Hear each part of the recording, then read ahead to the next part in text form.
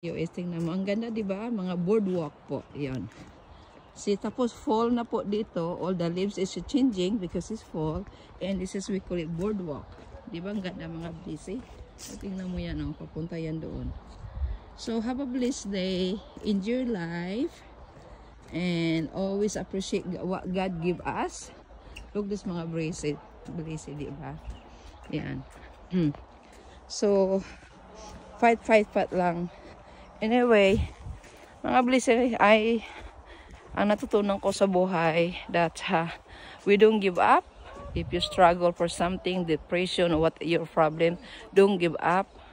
And trust God and always ask for guidance and enjoy what God give us, most especially the gifts and blessing that He giving us. The most important is we are healthy and we're around for our family and friends that we are close to us. I love you mga blessing. Thank you for all the support. Take care. God bless.